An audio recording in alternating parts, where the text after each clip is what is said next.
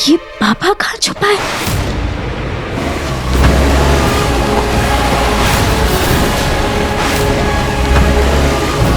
नाचे समर पे? हे भगवान!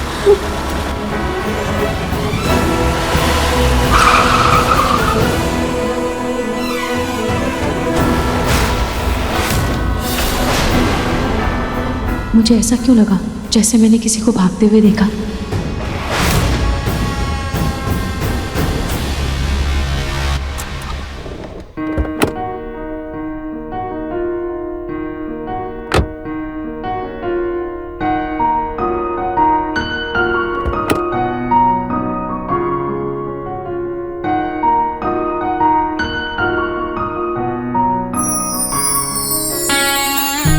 Thank you.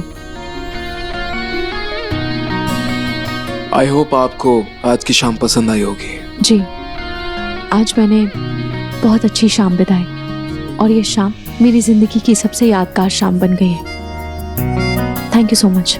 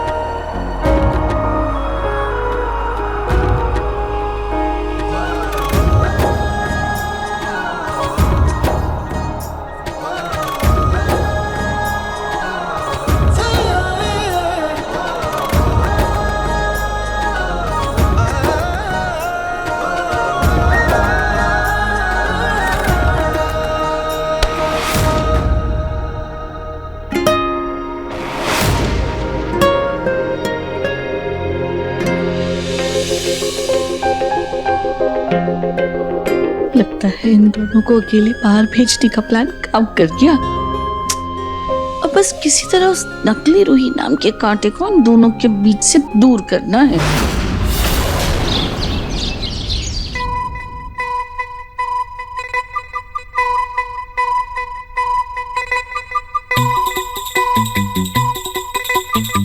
माँ, ये लीजिए, आपकी पसंदीदा दाल है, इसे भी चखिए ना। ये लीजिए। हाय मेरा बेटा, भूत बनकर आई हूँ, लेकिन तेरा सेवा भाव अभी भी कम नहीं हुआ। वैसे बड़ी दादी, मुझे बचपन की ज्यादा बातें याद तो नहीं है, बस इतना याद है कि अब बचपन में अपनी गोद में बिठा के मुझे कहानियां सुनाती थी। अब बड़ी दादी, मैंने सही कहा ना? चिंता मत कर बेटा, तुझे अभी भी कहानियां सुनाऊंगी मैं।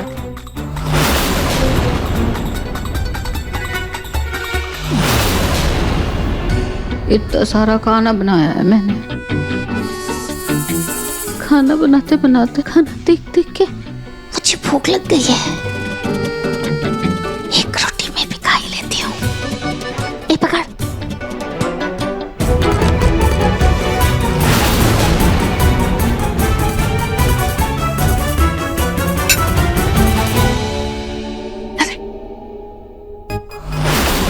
पूनम, ये क्या बदतमीजी है? तुम अपनी सास के बराबर में बैठ के खाना खाओगी? मैं हमेशा आपकी बराबरी में बैठ कर ही तो, मतलब हम लोग साथ में तो बैठकर खाना खाते थे हमेशा। नरेश, इसकी जबान तो पहले से कैंची की तरह चलती थी, लेकिन अब तो कोई लगाम ही नहीं रह गया है। बहुत छूट दे रखी है तुमने पूनम को।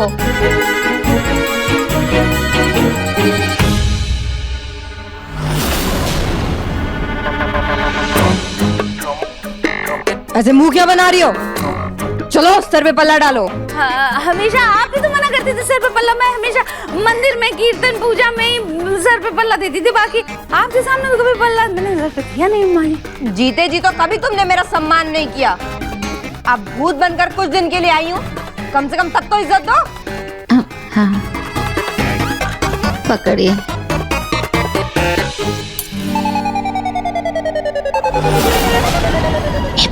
अरे मैं कह रही हूँ ना, कुछ गड़बड़ है। हे, ये माँ जी का भूत नहीं है, बल्कि कुछ और है। आप समझ रहे मैं क्या कह रही हूँ आपको? पूनम, इतने दिनों से आप ही घर में भूत भूत का डंका बजा रही थी। अब ये जब भूत मेरी माँ का निकला तो आपको प्रॉब्लम हो रही है। मेरा वो मत। दादी, माँ जी जो की माँ की आत्मा भी तो आई थी ना, और अब ताजू की माँ की आत्मा क्यों नहीं आ सकती है? क्यों सही है? प्रॉब्लम की बात नहीं थी। आप ये सब छोड़िए, आप यहाँ माँ का ख्याल रखिए। अरे जाइए। बात तो आप जाइए वापस। चल चल मुझे भी जाइए। खाना दो। हाँ आप चल चल।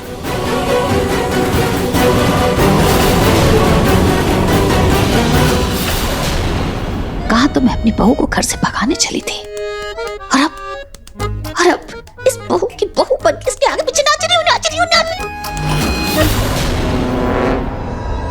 सच में पलक के अंदर पूनम की सास की आत्मा आ गई है या फिर इसका कोई नाटक है?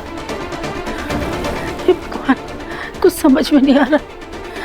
पलक से मिल के अकेले में कुछ बात करनी होगी।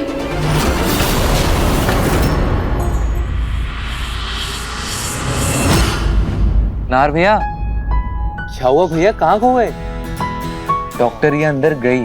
अब आप गाड़ी का दरवाजा बंद कर दो वरना मच्छर घुस जाएंगे ना। चलिए।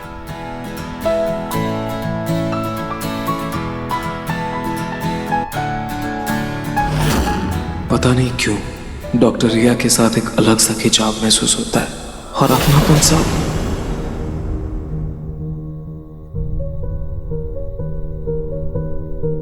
ये मैं क्या सोच रहा हूं? रूही मेरी पत्नी है।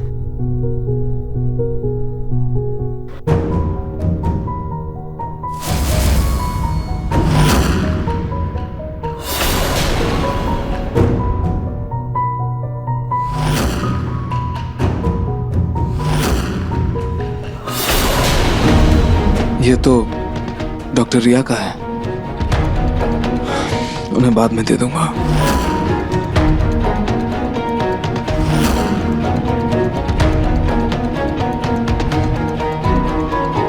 ये डॉक्टरनी जब से मेरे घर में आई है तब से मेरे नहार जी पर कुछ ज्यादा ही डोरी डाल रही है।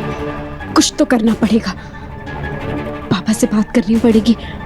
पर बाबा है कहाँ?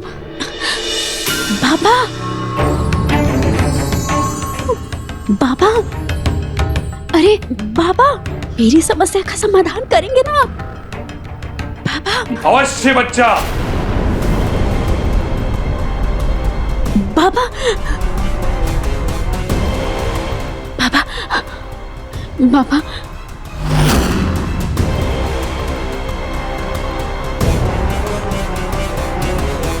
मेरी इयररिंग कहाँ गिर गई?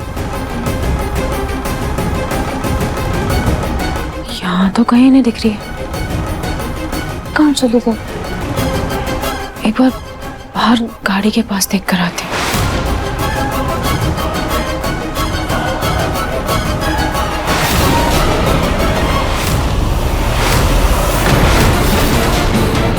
ये धुआं कहाँ से आ रहा है?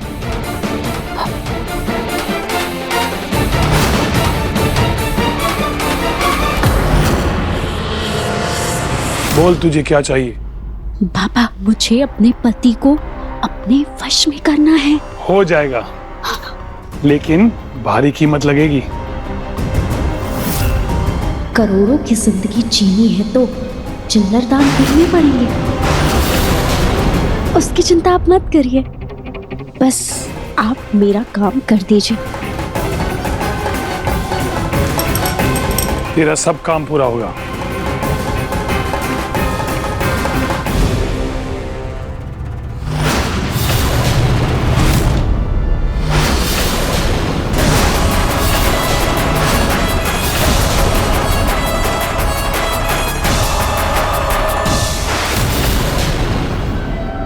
रूही, आप यहाँ? हाँ, वो आपने तो कहा था कि धूप बत्ती के साथ मून थेरेपी लेने को, तो मैं बस वही ले रही थी। पर इतनी रात हो गई है, आज के लिए इतना मून थेरेपी काफी है। आप प्लीज अंदर चलिए, वरना आपको सर्दी लग जाएगी, ठंड बहुत है। आप चलिए, मैं आ रही हूँ।